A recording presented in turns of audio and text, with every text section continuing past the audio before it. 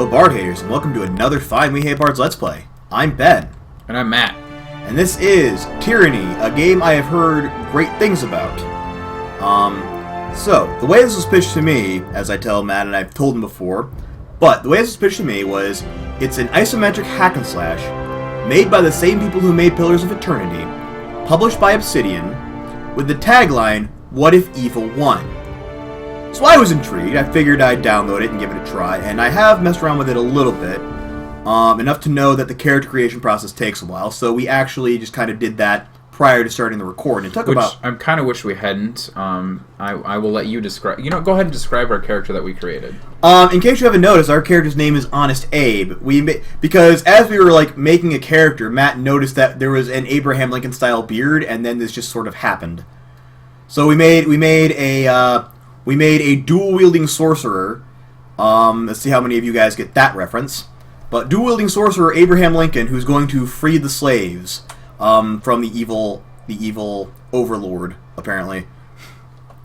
So yes, that's going to be a fun little thing to look forward to. But my banner is stars, and obviously my colors are all red, white, and blue. Yep.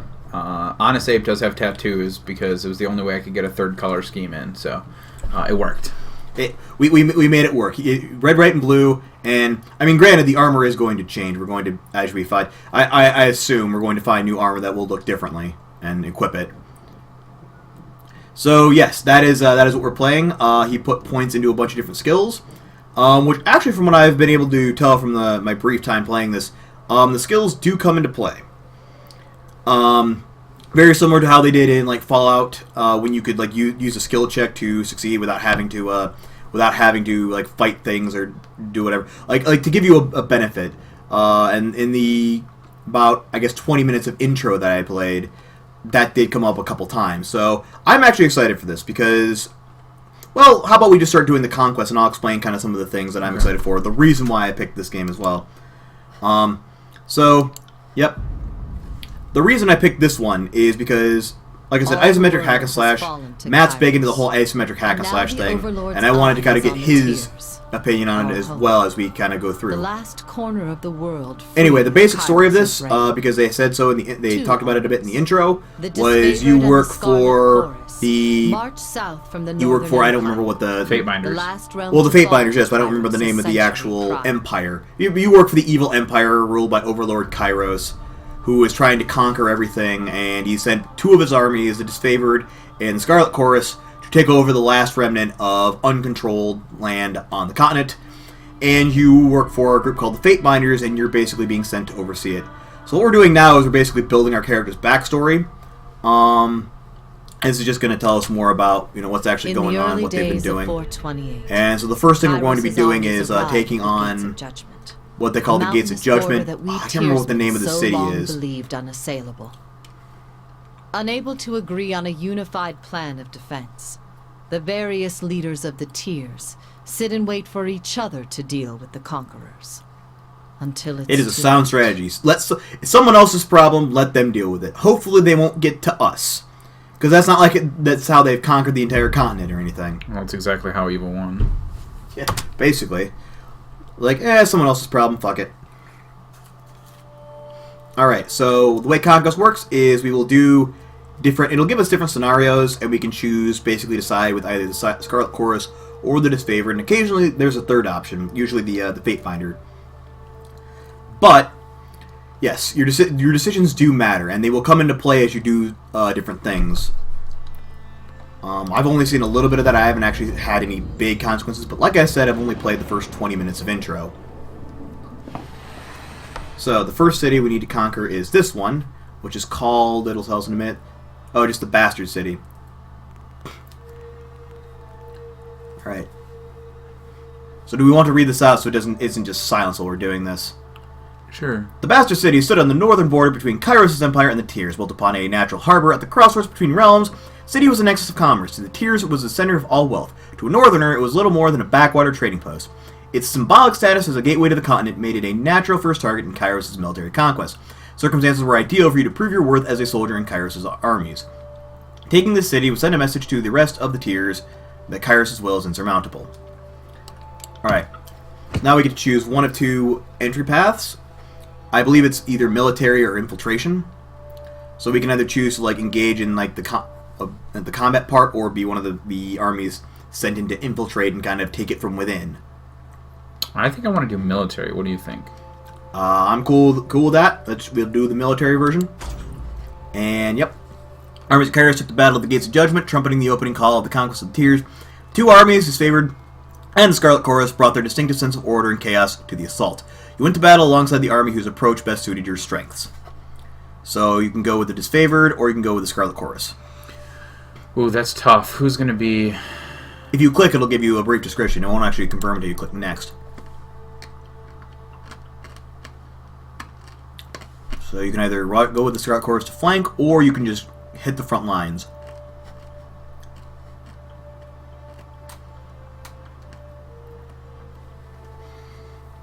I should also mention, Matt heard a little bit about it, but to the viewers at home, the disfavored are basically like the super organized, militaristic, disciplined soldiers.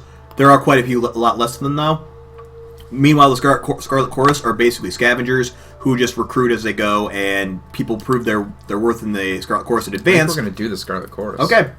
Yep, they're people who prove their worth by just fighting and getting by and surviving, which means they're very unruly generally. You caught them unprepared for the mania disorder. Your forces overwhelmed tears. In a few short hours, hacking and burning their way into the continent. Any mercenaries who survived the battle found themselves initiated into the Scarlet Chorus, tortured by ruthless interrogators, or made the sport of competition as the army marched ruthlessly forward. So now we have the next things we will be doing were determined by what we did. Here we go. I don't remember what these two do because I don't know if I've ever charged a city with the Scarlet Chorus before.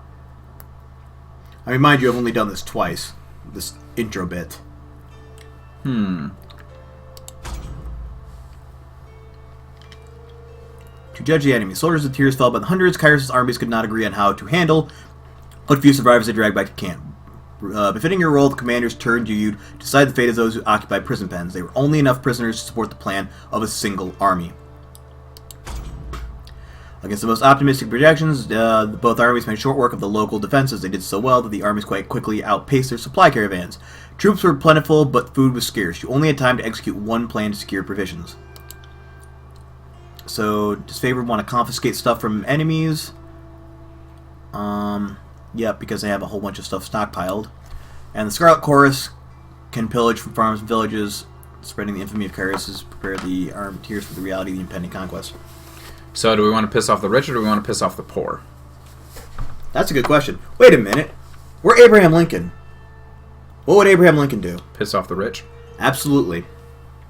I think we should focus on feeding the horde. Yep. Feed the horde. After raiding the wagons of unsuspecting caravans, securing days' worth of provisions and supplies, for the disfavored found a cache of goods behind a hidden panel. Confiscated potions and elixirs bound for secret contacts from the Bastard City. Hall filled his favorite larder with provisions for the following year, and denied the defenders of the Bastard City supplies that would be desperately needed in the siege to come. Ooh, so a double good. Not only did we help the army, we also hurt the opposing army. Here we go. So now we actually get to conquer it. Armies of Kairos amassed around the Bastard City, first bastion of the Tears to fall. Both armies longed to storm the walled outposts. Scarlet Chorus howling for plunder, disfavored, forming an unbreakable shield wall. Your progress on the field of battle had carried them that far, but there was one more step before total victory. Both armies had inspired schemes to take the Bastard City. Which one do you support? So you can assault the main gates, burn the city to the ground, or just sabotage the defenses, which is the Fatebinder option. And depending on what you choose, you'll get different abilities. Concealing Shadow, so stealth. If you choose that, I think you get Warrior's Respite. And then this should be a fire spell. Because you're burning the city, which kind of makes sense. I think I'm actually going to do the Fatebinder one. Fatebinder? Mm-hmm. Yep. Sneak in and sabotage everything. Yep. It's challenging to earn the cooperation of both armies. Shared interest in taking on the city defenses allows your scouts to work as a single unit. Once your forces scaled the walls, a mixture of tactics and savagery to stabilize the city guard who quickly lost their command over the defenses and were forced to surrender. Lacking the support of the archers or siege weapons, the Bastard City fell quickly to Kairos' superior might. That's an interesting way to get backstory. Yeah, I kind of like it. Now, for the second year, we have a choice of either, if I remember correctly, we either can go into the next conquest, or we can, which is Apex, or we can become the governor of Lethian's Crossing. So we can either just be a governor and enforce the law and solve disputes, or we can actually go and fight some more. I'm Abraham Lincoln, so I think I should govern. You should govern? Absolutely. Yeah, that's just basically taking a mountain fortress.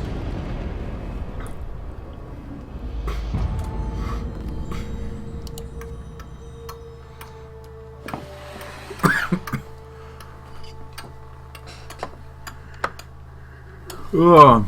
Years ago, Lethian the Bold founded a small merchant town at the intersection of ancient old walls. A pact between the settlers and a mercenary company meant the caravans were able to travel without fear of bandits or Bane, and the town thrived in the modest insignificance.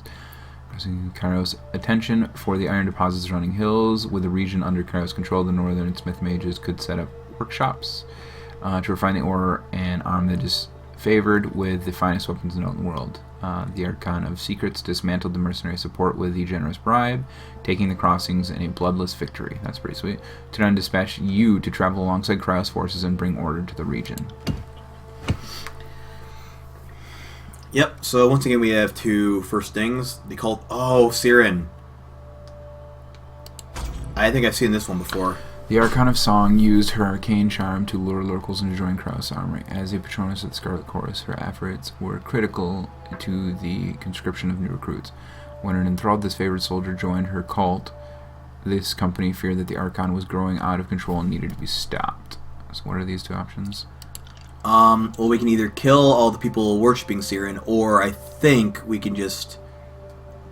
Oh, yes, we can just get rid of them, like send them somewhere else. Gotcha. Interesting. Or the Aramis will... On one hand, any additional manpower was needed for fighters, not forges.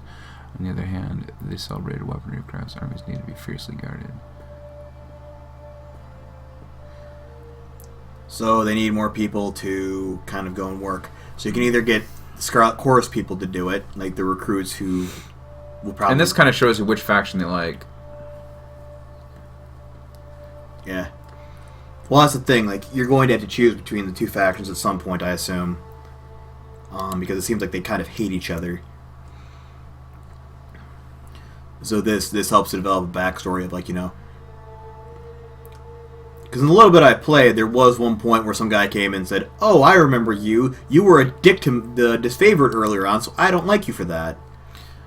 So do we protect the secrets of iron from the beastmen, or do we give the beastmen the secret of iron? Help from a local tribe, strength more than offset dispute. Disfavored protested the savages have access to the secrets of iron, but their voices were few compared to support of the Scarlet Chorus. So this one earned the support of the Scarlet Chorus, this one earned the favor of the disfavored. Interesting. I would say that with my background being raised by beastmen, I would probably be okay yes. with giving them the power of iron. That seems rational. So, yeah, they were overjoyed to learn of the Beastman conscription and graciously lent their support to your cause. Local Beastmen were subdued and yoked to iron-bearing wagons, where their boundless strength and tirelessness proved critical to the Smith Mages. Disfavored grew agitated about exposing the secret of iron to savages. You attempted to allay their concerns, but your words fell flat before a stubborn, uncompromising audience. Yeah, the Disfavored can be kind of dicks when they don't get their way.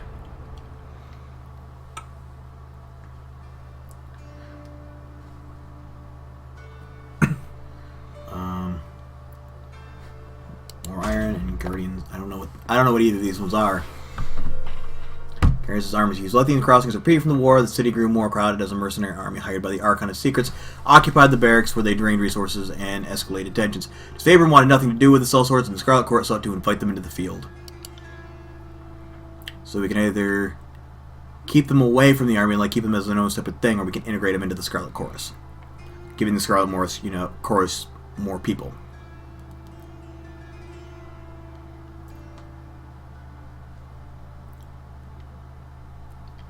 Challenge their worth. Heck of a way of phrasing that. Allowed laws against revelry and merriment to go unenforced.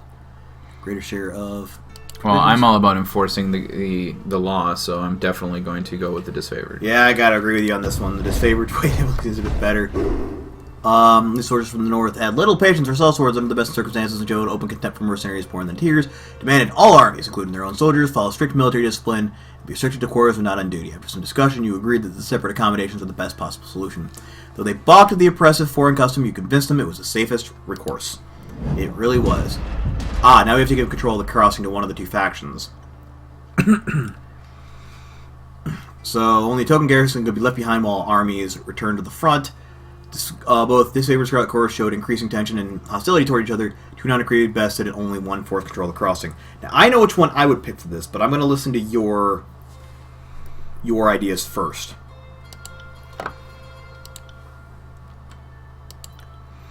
I'm going to say Order would go to the disfavored, so I would prefer them. That was the one I was going to recommend as well. Because, again, the Scarlet Corps, from what I know about them, they seem to be really unruly, and they don't really like rules. Well, it'll be basically a lawless bandit town at that point. You know, interesting. Yeah, law and order would be better for governance, I agree. So they placed a modest garrison in the settlement of Lethian's Crossing, though the force was larger than might be needed to police a small settlement. Protecting the forge-bound Ironsmith became the true agenda of the defense force, as these magical craftsmen kept the disfavored invasion force suited in iron. Relieved at the departure of the Scarlet Corps, citizens of Lethian's Crossing felt they got the least of two burdens. You received word from Graven Ash thanking you for your decision the forge-bound, and their weaponry could not be entrusted to the voices of Narat. Yep. So definitely the better way to go with it, I think.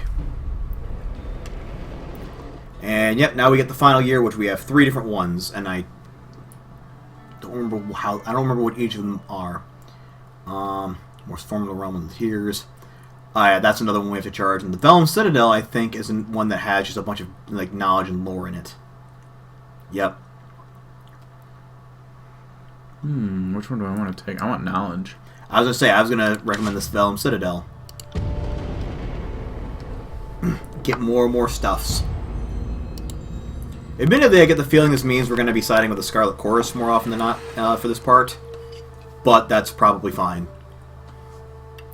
Vellum Citadel is an archive and library of massive scale. Its inhabitants were known as the School of Ink and Quill, a circle of mages that centuries ago carved out their own mountainous refuge on lands unsettled by the other magic realms. Legend said that the Citadel housed a treasure trove of arcane knowledge. The Overlord spies infiltrated the school and confirmed as much. The time was ripe to send a detachment to the Great Library Fortress and force the scholars to yield to Kairos. Another thing with Siren, and then the other one is, I think something goes wrong, we capture people. Use your power to enthrall enemy mages who crept beyond the Citadel walls. Kairos forces round up the arcane practitioners. Saber began executing the new captives before they could share dangerous knowledge, a crime under Kairos' law with the Scarlet Chorus.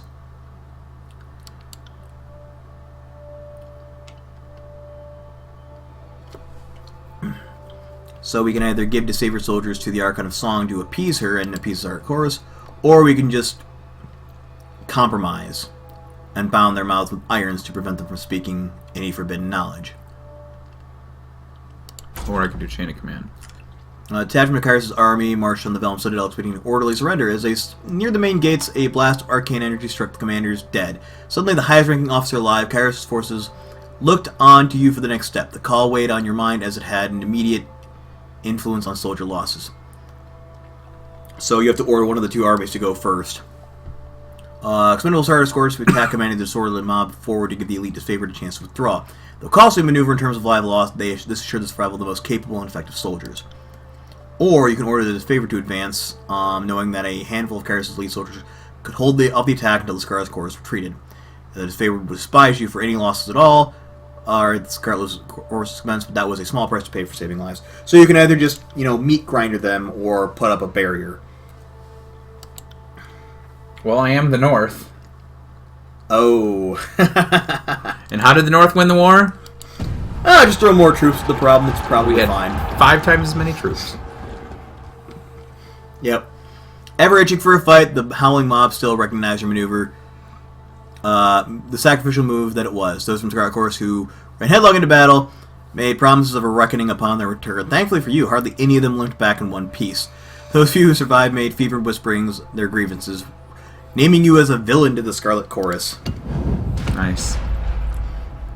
Yep, so they hate you now. Intercept intelligence results in a loss to favored patrol.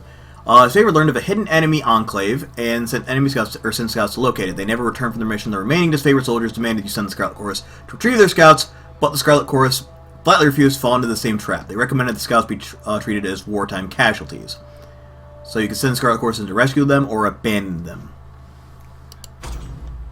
Alternatively, Army captured supply caravan overflowing with arcane books. Disfavored started a bonfire of forbidden texts. Scarlet Chorus rescued the tome from flames and attacked.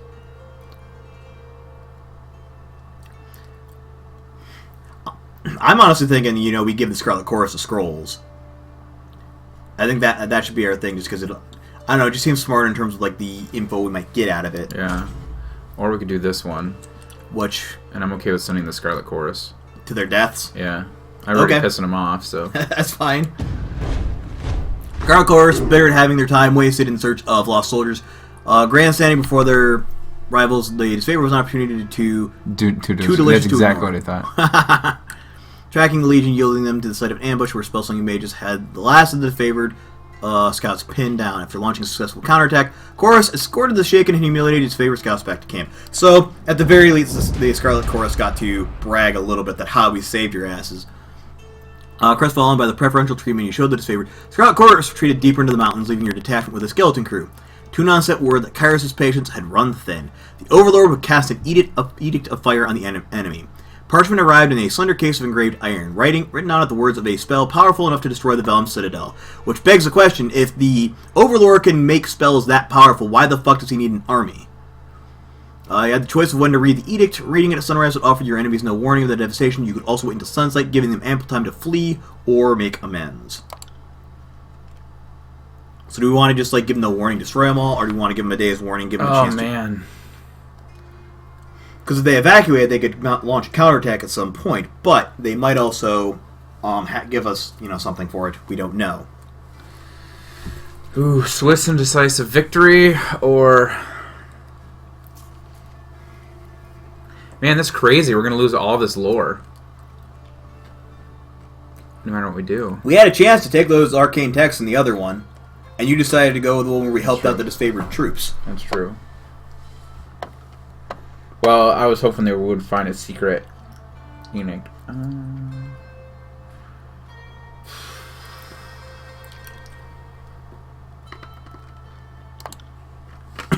Claiming they still have spies in the Citadel, urge you to warn the mages.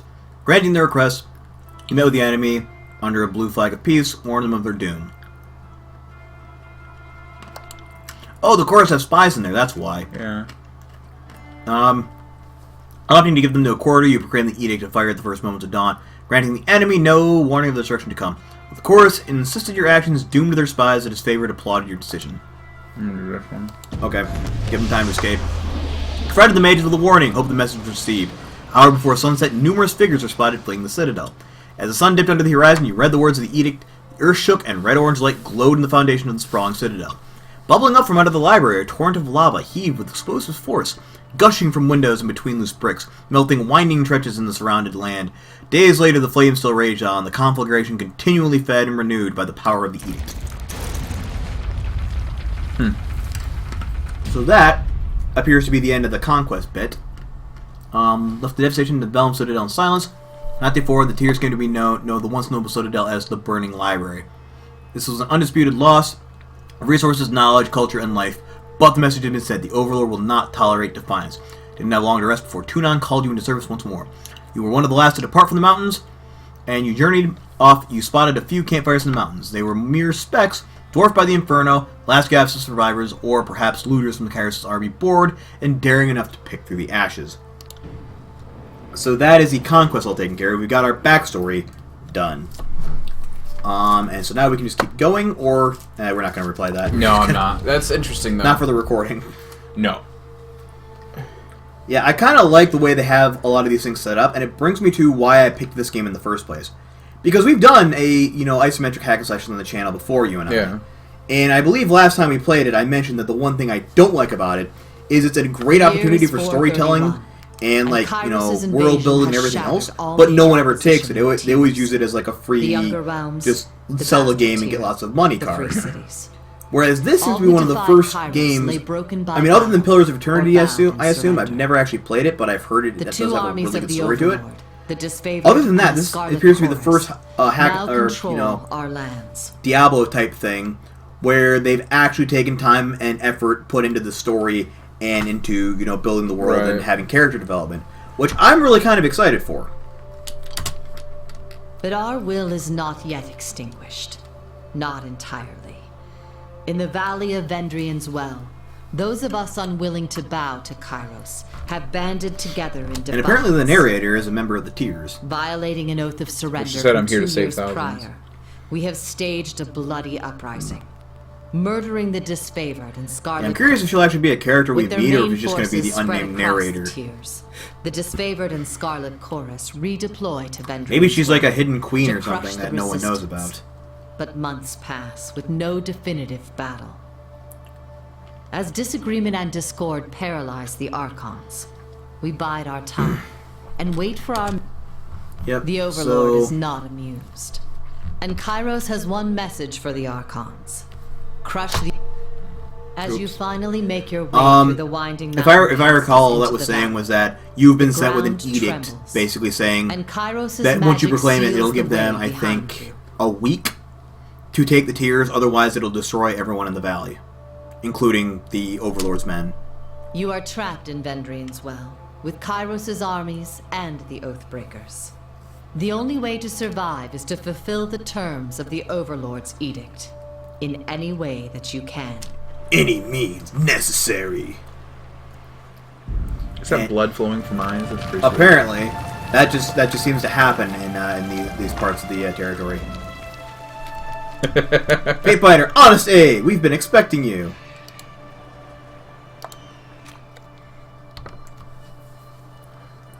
Yep, and so you have a conversation. There's actually choices as well in conversations, and the choices actually have an effect.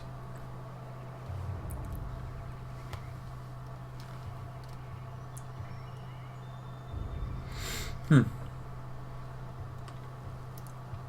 about the Oathbreakers?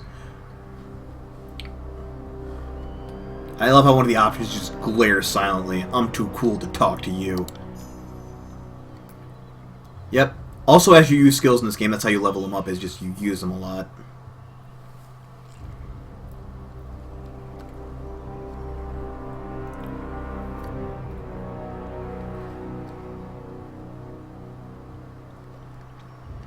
An Edict of Twisted Bones would suck, man. That would just be like excruciating pain for a while.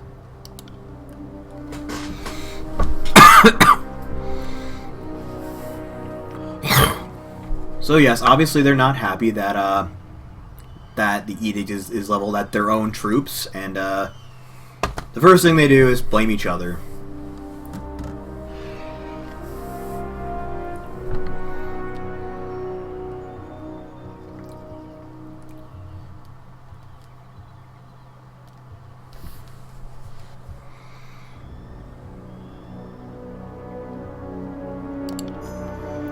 Yep. This is what I was talking about earlier. I don't know if I mentioned it on this record on the one we did where we were making the character, but as you use skills, or there will be certain options in the conversation tree where you can use skills to give you benefits. much better option.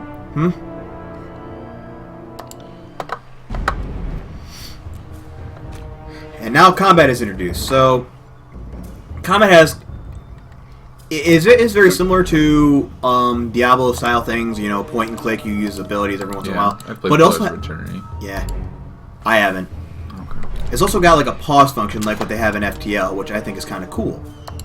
Largely because it gives you a chance to stop and plan your assaults, and if you have multiple people, which will happen later, you can then assign actions individually. Yeah, you can just click to have a regular attack, and it'll just automatically go.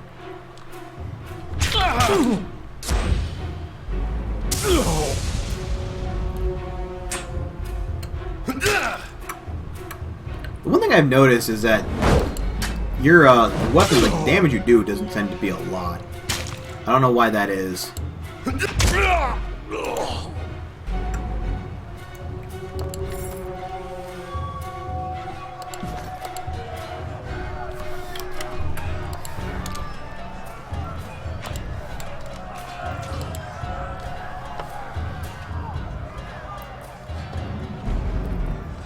Right. Deal with the remaining Oathbreakers. Oh, this isn't actually a conversation you need to have, I don't think. Well, I mean, I guess you can gain some lore from it.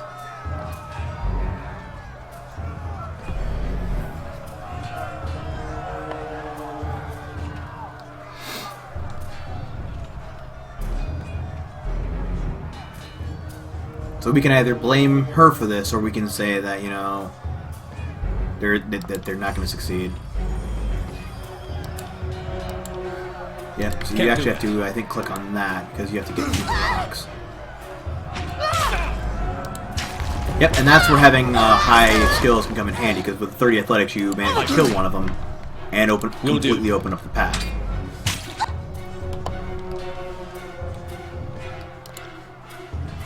I did quite a bit of damage. I don't know if it might hit my guy too, but... Nope, there's no friendly fire on normal.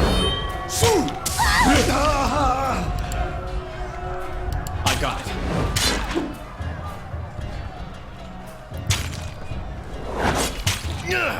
Will do. Why isn't she helping? It's a good question. She can actually get through now, so presumably she should be coming over to help.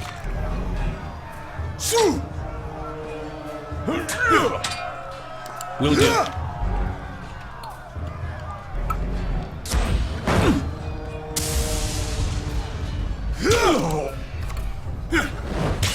have stamina or MP or anything like that that I need to worry about? It doesn't look like it. I don't think so. I think your attack just has a cooldown, and that's for magic as well. Oh, the other thing I noticed about this is, you know how what game was that? Two Worlds, where you can like make your own spells. Yeah. There's a similar mechanic like that in this one. You have to like find different runes, which you'll have like one rune for like the element or type of magic and spell, one rune for like the how it functions, like, you know, like hits at a range, touch attack, area effect, you know, whatever. And then you can add other different things to increase like the range or Can't do that. Decrease the cooldown or whatever. The only thing I found is that you actually have to find all the different runes to give yourself the option. But it's again, it's a pretty intuitive system. I kind of like it. I can't. Try and catch me, worm. Ah, yes, this is your first actual party member. Her name is Vert. She works for the Scarlet Chorus.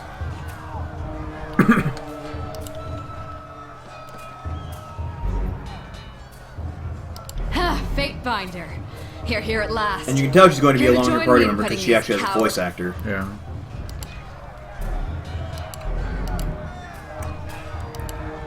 Trouble is afoot. I see. There. Oh, that one. Yep, so you can have them both attack the same thing and just like do this, you know, same stuff, or you can individually select abilities like that.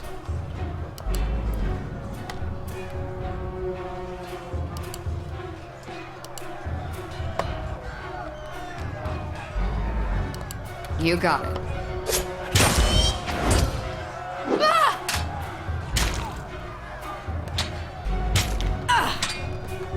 Right. FYI, I don't know if you figured it out, but at the far right side of both of their little HUDs, the thing on the far, number 10, the 10 slot, there's healing potions there. Oh. She only has one. I think you start out with like 5. Oh, combo attack. That's the other thing you can do.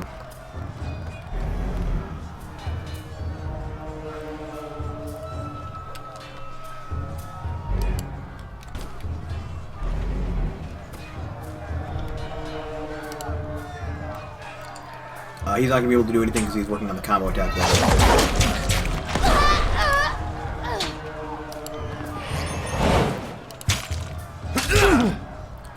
On it.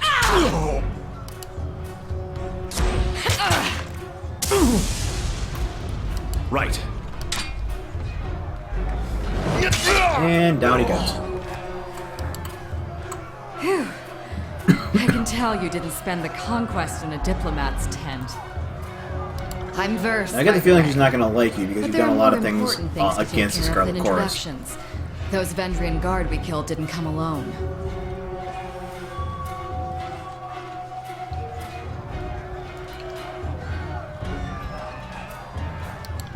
My guess, The Vendrian Guard are eager.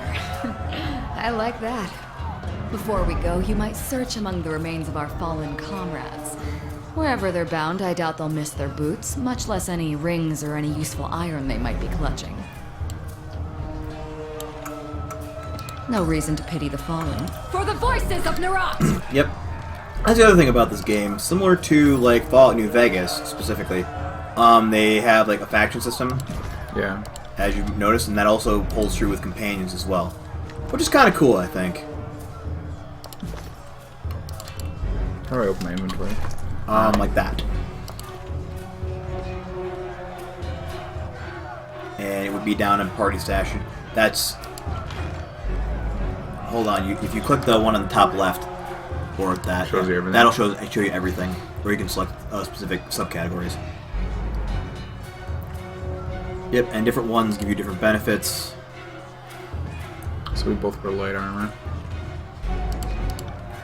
So you can always have her equip the Scarlet Fury helm, because she has a Scarlet Fury. Unless you want to equip it. No, it's okay. I didn't know. So the Soldier's Javelin. She's a dual wielder too, if memory serves, so. She also has a bow, it looks like. So yeah, you're probably just gonna end up holding on to the Javelin, or you can sell it and get, some copper rings. I got it. Oh, FYI, rings are the currency in this game. They won't see me coming. Is there a button that shows what all you can do? Like a help button? No, there's usually like if you hold yes. I didn't know that! Almost every game has it. Oh, jeez. Well, like I said, I don't play these games a lot, so... I managed to figure out how to do a lot of this stuff, but I didn't know that Tab did that. I just looked on the mini-map, and I found that it marked stuff.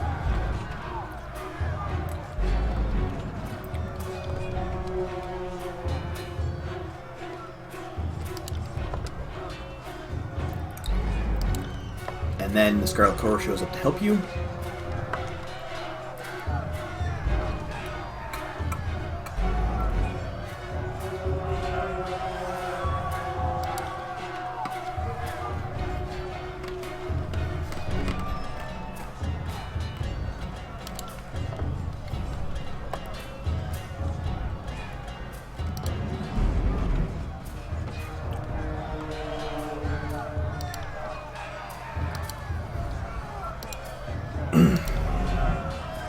I'm on. So yeah, these are the kinds of areas I would need, your input on, because while I can talk about how much I like the story and the fact that skills come into play and everything else there, the faction system, I can't really speak to the combat so much, because I don't know if it's a good combat system or not relative to other games of a similar genre. Will do.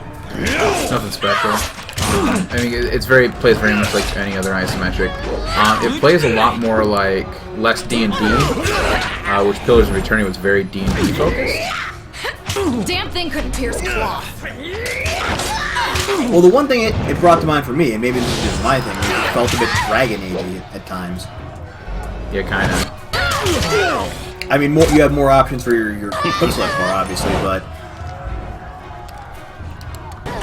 Although, also health potions seem to be a pretty big part of it. More so than we're used to, anyway. Yeah, no, absolutely. I'm used to being able to take a beating.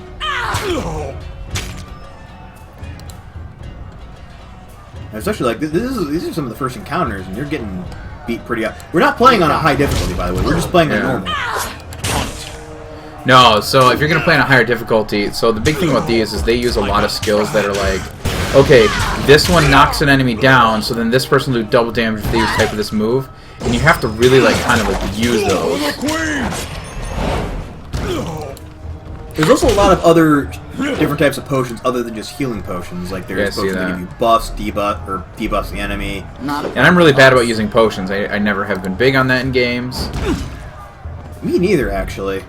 It's kind of like Oblivion and Skyrim. You have, like, all these different types of potions, and I always end up selling them just to buy a shit ton of health potions, because that strategy is generally quicker than anything else you're going to find.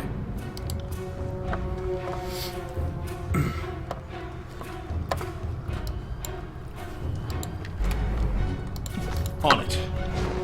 So Alt puts you in stealth mode. Oh, that's how you go into stealth mode. I knew there was a stealth mode in this, because obviously you have a subterfuge skill, and it said you can sneak.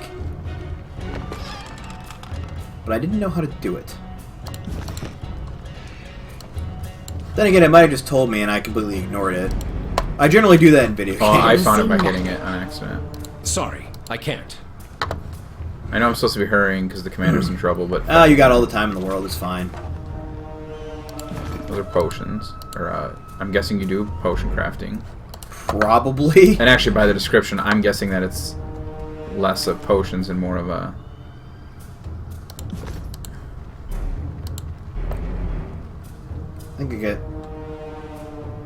I think he's a shop here in a minute, but you have to like clear out the enemies first.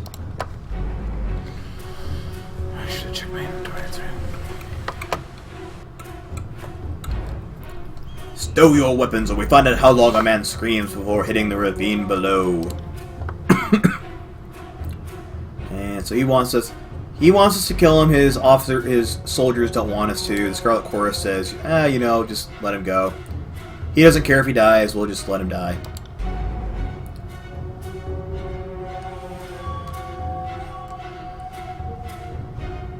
Yeah, so again, this is another one. With an athletic score of 30, you can actually Which I do. appease them both.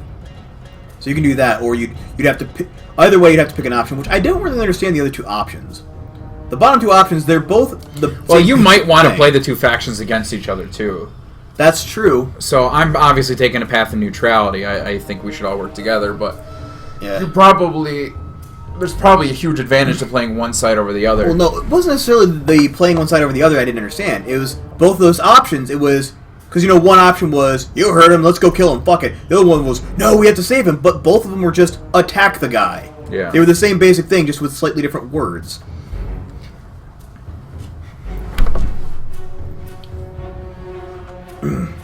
Yep, and I think you managed to knock him into the pit if you do it this way. Oh, no. You just managed to free him enough so that everyone else can just jump in and murder him. Yeah, if you don't have Athletics 30, he will die.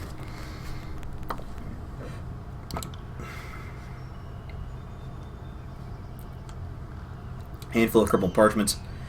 Oh yeah, it's one of those. It's a very kind of goes further into what the older style D&D. Only a few people can read, and you are one of those few.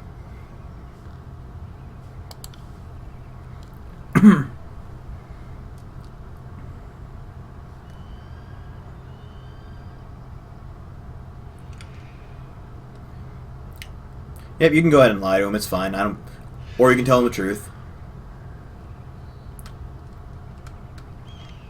I'm trying to think if it's advantageous for them to know the difference. I mean, if it was going to affect our standing with him, it would have told us, but... Well, yeah, but they're not supposed to know.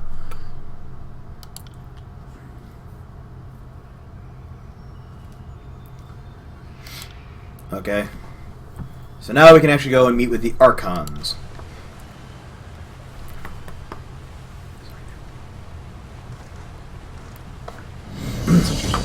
Yep. So, this is officially as far as I've gotten in my place. So anything you encounter after this is going to be new to me.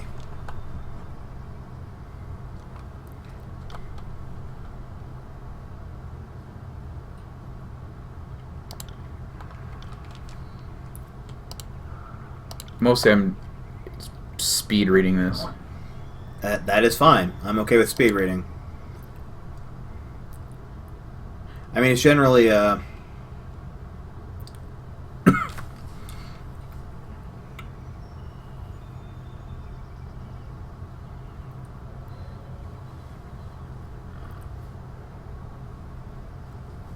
That's interesting. What? Just that, again, having a skill, I get favored with both rather than one or the other. Yep.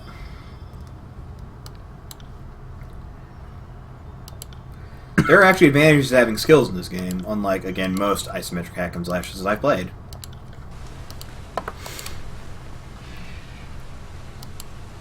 Bitch, a step back, it's my loot. Ah, yes, your first actual thing. I think that gives you a plus to your quickness. Yep. So, yep, your first accessory. Oh, that is going to be so in this autumn.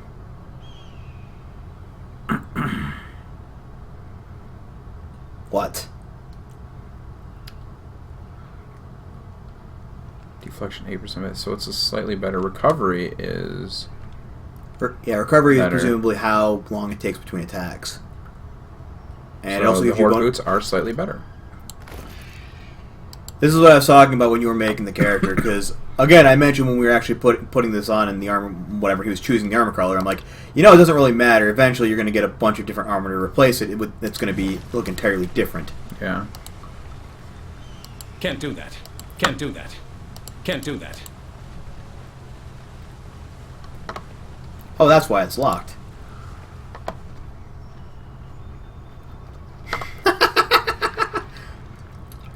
Alright, that's the only way to get there. Oh, that is amazing. And even if you do, you can't actually open it because you don't have 39 subterfuge.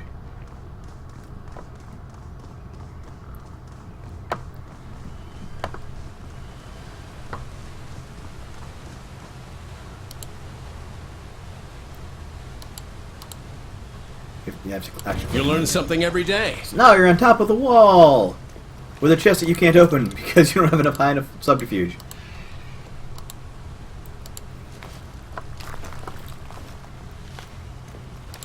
Sorry, I can't.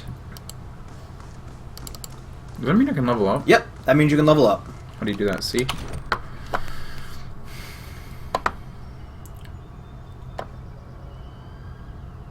So you gain, I believe at every level up you gain 1 attribute point, and then you can choose an ability.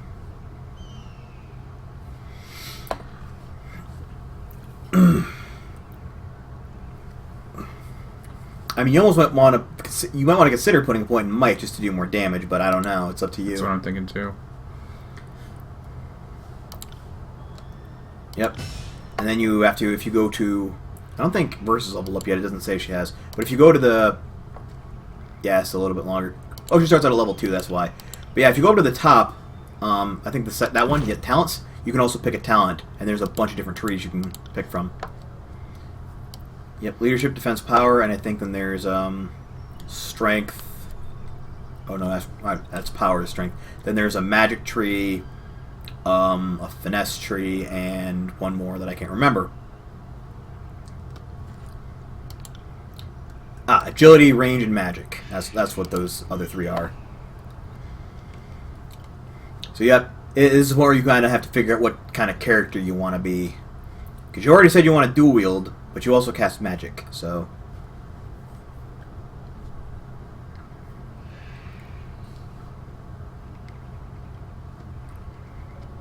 I'm guessing the purple skills are just... Oh yeah, that's a generic bonus to lore. Yeah, the purple skills just appear to be passive ones, which is fine. One superior... place dodge and something. What is thrust ability? Is that just one of my basic attack? Yep, that's just a basic attack. This I'm pretty sure.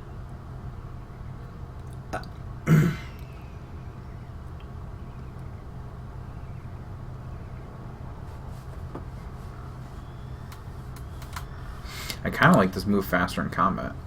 That does seem like it might be useful. Also, having like points in agility will allow. I think it'll allow. Well, I assume it'll allow you to go further on in that tree.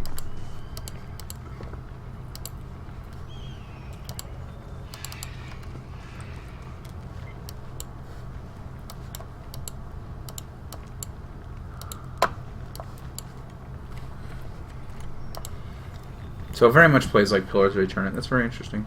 It's a pretty solid game. What's interesting is, so one of the big things that I didn't like about, I think it was Pillars of Eternity, and a lot of these games, is a lot of times the first couple moves you get in the game end up being the same moves you use the entire game. You get this huge array of all these really, different moves that are completely useless unless you really want to, like, micromanage, like, okay, I have this perfect team planned out. The first guy is going to take the damage, the second guy is going to knock the enemy prone, then the third guy is going to do this crippling attack to blah blah blah, and like you have to use like this really in-depth strategy and stuff like that, and it's a great concept if I wanted to spend hours on every encounter, and it's just like I don't really want to do that. Like, it doesn't work for a a live action game like this. It works great in a turn-based, but this is tried to be a hybrid. So, and usually you can end up playing both. And honestly, 9 times out of 10, I usually end up cheating just because I really enjoy the story, and so then I just play through the story. Right. And I mean, the thing I really like about For this, a lot of them, you play a rogue and you can break the game. yeah. I mean, the thing I really like about this too, like I said, I'm in it for the story elements. And to me, they have, from what I've seen so far, have been fantastic. They've got this big, epic intrigue set up between these two opposing armies. Very political, very, very a lot of emotion, a lot of layers to it, Absolutely. which I think is really cool. And the fact that they work that into actually like the options you can choose and allow you to pick different paths and make actual choices that affect, the way that the story works. That's really cool. That's something I'm because like I said, I'm actually gonna probably play this game as a series on the channel here shortly. It's gonna be one of the next series I do. Is this one? Yep, it's gonna be. I'm gonna try and do a playthrough of this, and we're gonna get see how far I can get. We're gonna go through, and yeah. So I'm gonna take that out for a spin. But I'm kind of curious to see where they go with all that. I mean, the combat is one of those things. I've never really been much of a fan of hack and slash, and actually, even as I play this, I find myself thinking, man, like, wow, wouldn't this be better if this was all strategy and tactics? Like a Fire Emblem or a Final Fantasy Tactics style thing, or it's grid based. Which again, a lot of people I'm sure would disagree with me on, but even as I watch this, I realize how little of a fan I actually am of the isometric hack and slash style. But for what it is, I guess it's okay. The one thing I'm noticing is that combat seems really kind of slower paced, more so than even most. Generally, I find that if you're going to do a real time and keep the turn based, which works best for games like this, like the Diablo style games, it's best to keep the combat quick.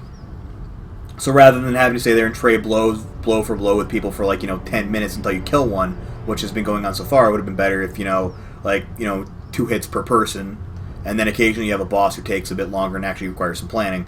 That's just my thinking. I don't know. Maybe the people who are more into these kind of games like it that way. Yeah.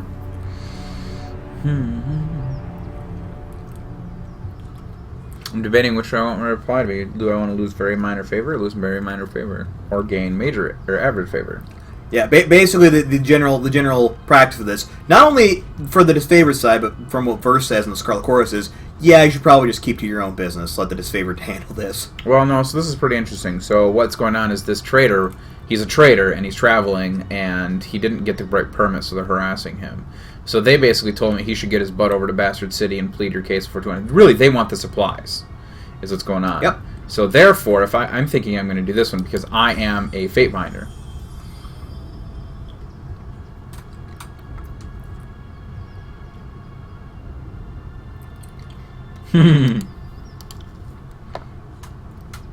Lawbreaker requirement, okay.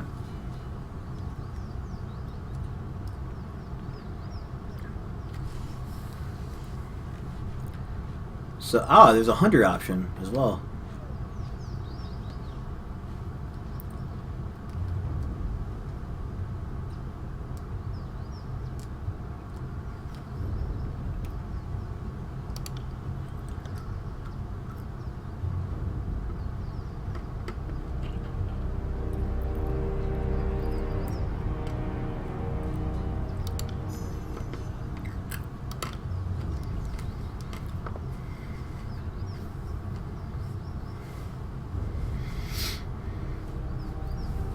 So he's been stealing from the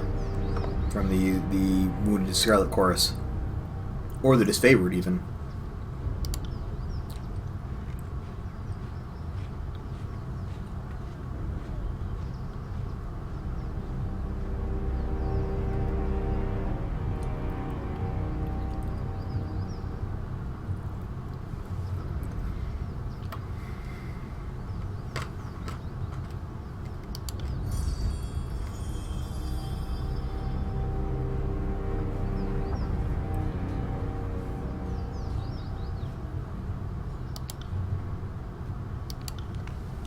Interesting. So you resolved it without killing him, or leaving him to the Disfavored to kill. Can't do that. Another box you can't open.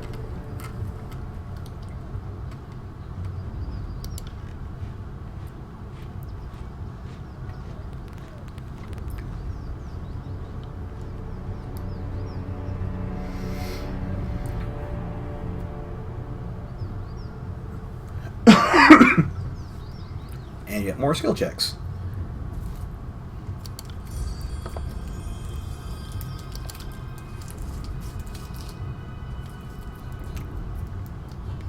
Interesting. So she is sent to spy on me. Well, that makes sense. That's exactly what she just said. Are you even surprised? Oh, another thing, I don't know if you figured it out yet. If you hover over the orange text, you can get descriptions about it. Yes, I saw it.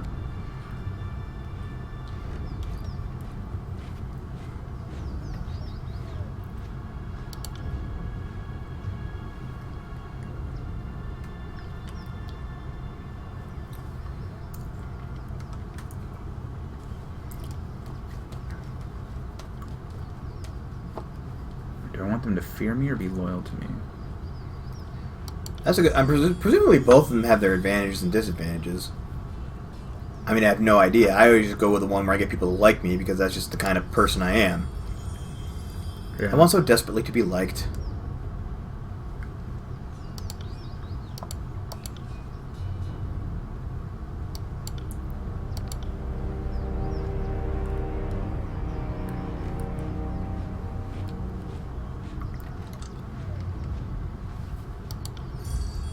I really kind of want to be like a tyrannical like prince in this one. But I'm going to go with loyalty. I prefer loyalty over fear. I would say tyrannical prince wouldn't really work. The overlord might not like you for that. It's true. Because that would imply that you were trying to usurp him. Well, I mean just like the lawful evil like paladin of tyranny. Which would work given the game is called Tyranny. Yeah. Well, it might as well ass kiss. Why not? They are about to go into their camp, and they could have. Well, actually, I don't think they can, because we're supposed to be like an emissary of Oh yeah, well, and that's kind of the thing is like you can play that up or.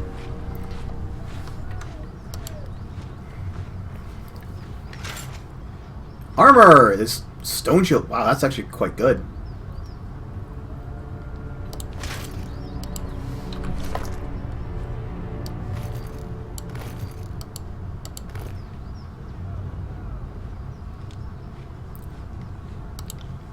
It looks really lame. Well, yeah, it's also just meant to be like basic heavy armor. No, it's light armor. Really? Yeah. Stone shield? Oh, it is light armor. I didn't know that. I thought the stone shields were meant to be like the big heavy weaponry type of people. Or heavy armor, I guess. So one thing I've kind of figured out is it's very important in this one to kind of pick your niche and stick to it. It's going to be significantly more difficult for me to play both sides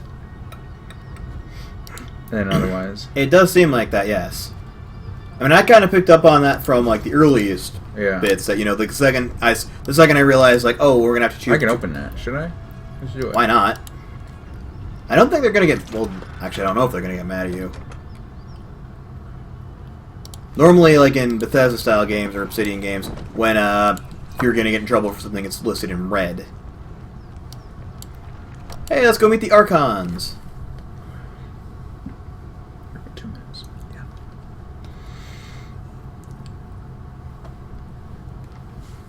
Oh, look, they're a-holes. They're glowing a-holes. That's true, they are both glowing. Avalanches in the mountains now. Because it's not enough to just say they're evil, we have to like make them glow They have evilly neither too. the capacity nor the cause to close off the mountain passes. Either way, that leaves the 2nd and 4th cohort trapped outside the valley. Oh no, not the 2nd and 4th Or cohort. it's the work of your perfidious I really liked earth those shakers. guys. Only a fool would not suspect a traitorous Archon of poisoning the mind of his students with sedition. We would have killed the Hang on, Earth Shakers hover over that Guild green for their text. master's treachery. But I'm sure you have some perfectly valid reason for allowing them to live as Interesting. your pawns. So apparently that's Hey, watch his way of yourself. When psychically these two get communicating with you? going, you don't want to get between them. Yeah, interrupt him. Should I remain silent? I don't know. I imagine they're always going to know be you angry run if out you of interrupt things them. to say when you resort to mocking my vassals. If we are to speak. Oh look, now we've been announced.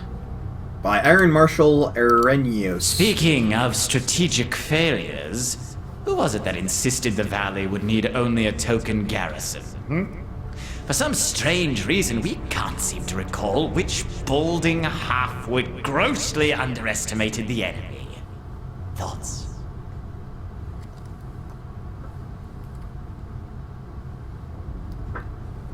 Oh, that's And I interesting. thought you had left agents within these tiersmen when they surrendered. Like, if you actually pay attention to what he says, you can get, like, little hints about You knew and let it stuff. happen. Incompetent or in cahoots, either way, this mess has your filthy stink all over it. We look forward to seeing you explain to Tunon why the Archon of War could not close the vice on this trivial little insurgency.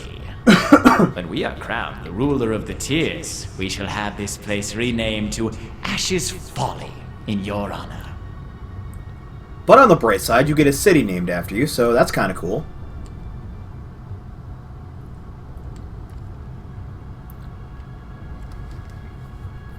Are we just going to sit here and let this play out then? Yeah, hold on. Well, that's what they told me to do.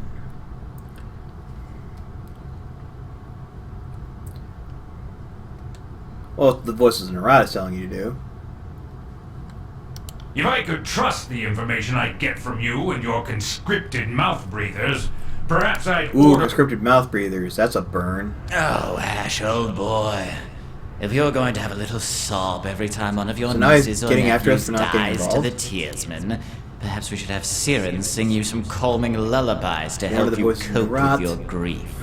She's the one, yeah. Yeah, she was mentioned a couple times in the intro. They wanted me to kill her, remember? Yep. No, they didn't want you to kill her because she's an Archon. They wanted you to kill her cult.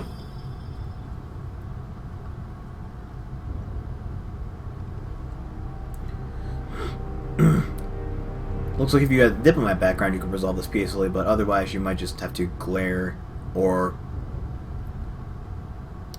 Ah, the fire starter has arrived. Welcome, welcome. Our agents tell us such lovely stories of what you did at the Vellum Citadel. Have you come bearing another fragment of Kairos' Ah, so the first wrath reference is intel? something we did in the conquest mode.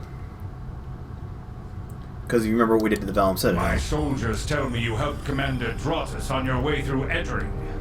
You honor the court with your selfless cooperation, for that is the sort of camaraderie that Kairos demands of us all.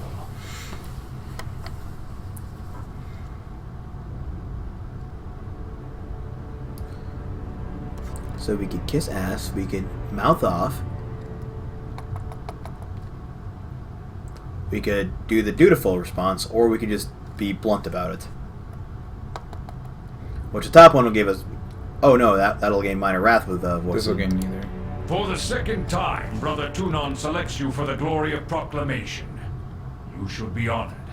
Tell us, what has the Overlord decided to unleash upon the Oathbreakers? The blood of his loyal? I don't know. Actually, that would work. Do you guys have acidic blood? Because then this might be over with a lot quicker.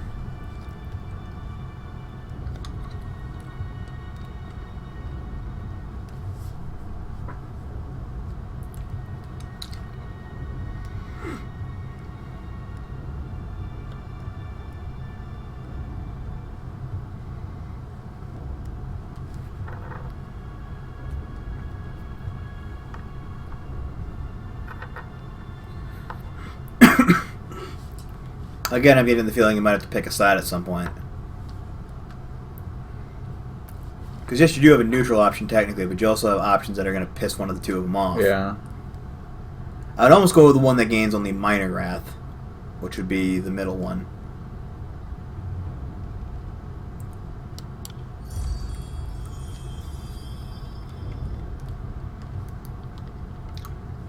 And so the edict has been pronounced. And your legs are now buoyant with vigor. Buoyant with vigor. I've never heard that one before. The Overlord means to compel us into action. No doubt the avalanches in the mountains are part of this ultimatum. Or they We could must just be a conquer freak the accident. Oathbreakers You or don't know die in that. failure. There is no You all remember in room the for beginning I error, made a lore check? and no other way out of this valley alive. Yes, but I'm saying he doesn't know that. We'll need to advance across the Matani. We lose everything if we stand still. and we move to backup Plan Green. The Earthshakers didn't make it over the mountain in time, so we do this the hard way. Over the walls instead of through. So you found your backbone at last! Oh, we were worried past humiliations would make you soft, timid. That was a record for you, right? The baker's dozen lost in one sortie. If you had waited for the chorus reinforcements, maybe we'd have eyes and ears. For some reason, on the voices of matter. Narat never reminds me of Joker. Maybe just because the voice actor sounds like Mark Hamill doing his Joker impression.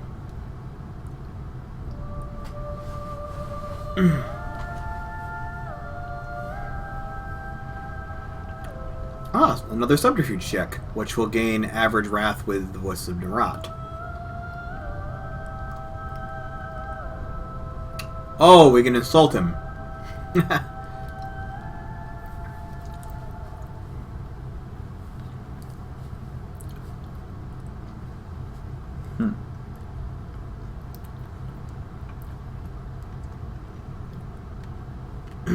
Well, I have noticed like one of the big differences between this and a lot of the Fallout games, and that is the fact that in the Fallout games, in every conversation, there's always an option to just randomly attack and kill people. That doesn't seem to happen as much in this one. I've no time for your foolish japes and. I mean, I know you guys are supposed to be your allies. Yeah, but it's still. On the objective at hand, and that is taking the Mittani River and then advancing to Ascension Hall and ending this edict.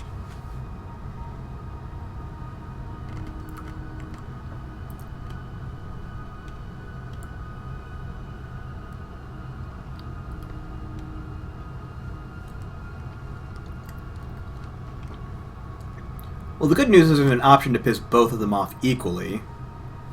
So that kind of works into the balance thing we were doing Yeah, that's earlier. what I think I'm gonna do. I think.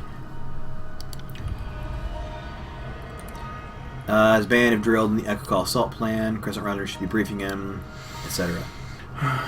And Fifth Eye, which I'm guessing is the Scarlet Chorus equivalent Our of the other two. soldiers clamor for battle, and at last we shall have it. Verse, we command you to continue guarding the Fatebinder. Tunon's Chosen is our honored guest, and must be shown our finest. I won't let you down. And if while you're boss. guarding him and He'll showing get him through the hospitality, campaign he in happens one to tell you a piece. bunch of stuff and you report it back to me, well, you know, such is life, I guess.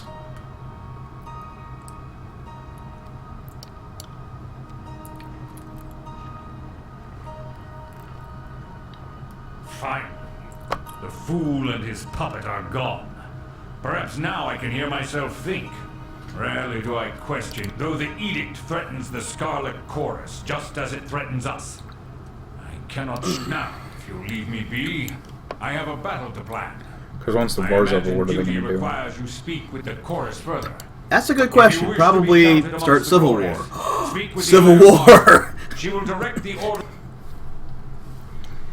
Not the first time we've led a civil war. Let's be honest about that one. Short on everything. My brethren would be grateful for assistance of skilled outsider.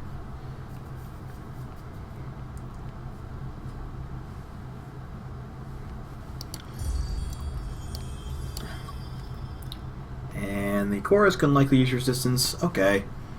And the rat's nest they call camp due east. Seek him out if you must. Okay. Interesting. And So, with that, I think we're at it over in a little over an hour, so we'll call it here. Pretty interesting game. The story is pretty good. The graphics are interesting, actually. Not quite as good as... They're a little less serious, I think, than the Pillars of Eternity, which is interesting. But that could just be entry-level gear. Other than that, I'm pretty impressed. Combat was easy. It will probably get really slowed, bogged down once you get 4 or 5 members, but that's normal. yeah, I presume so. I mean, like I said, the hack and slash combat, the like little point and click usabilities has never really clicked with me. I mean, I didn't mind it in Dragon Age as much, but Interesting. I still felt like the actual a more for Dragon Age. Anyway, I felt that a more hack and slash. I always find myself looking into different combat styles that could have been used in games like these. Oh, does that actually break down like what things you've gotten and when? That's kind of cool. And additionally, the faction system. I love that they brought the faction system in for Fallout New Vegas, because I missed that in like Skyrim and other games Bethesda and Obsidian have released since then. So the fact that they brought it back for this, that cheers me up. And yes, I think I'm definitely going to be doing a series of this. I'm curious to explore it. I've heard really good things about it in general. I'm seeing pretty good things. Like I said, I'm really curious to see what goes on in the story, where they go from here, how much of an impact your decisions actually make. Because the fact that there are so many decisions to be made So he's pretty... increases replayability. So what's interesting is it's not that you lose one to gain the other, you gain both. Right. It's a sliding scale like New Vegas is. Yeah, interesting. Where they have like the two, Okay, and this is where you're talking fame about and infamy recreate or whatever. spells. Yep. I looked at that a little bit, but I didn't really get much into it. Just that you need a core and an expression, and then you can put little kickers on it to do other things. So yeah, there's a lot. My question was, can I do AI?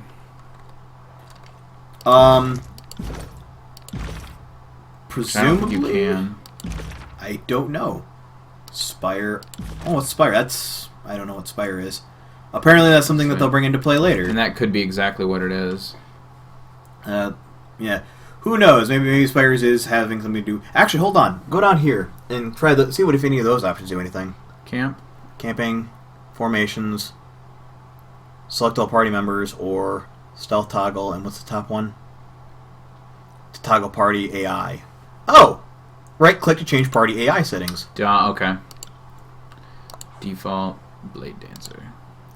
First, fight aggressively in melee, targeting enemies with low health and defense. You'll attempt to remain mobile. There we go. Yep. Let's see how targets. So there you go. So that was the one thing that I need. So, interesting. I'm good with it. I'll probably play this game much later. Let's see, game. Yeah, I'm excited to play more of this game too. I think it'll be really fun and interesting.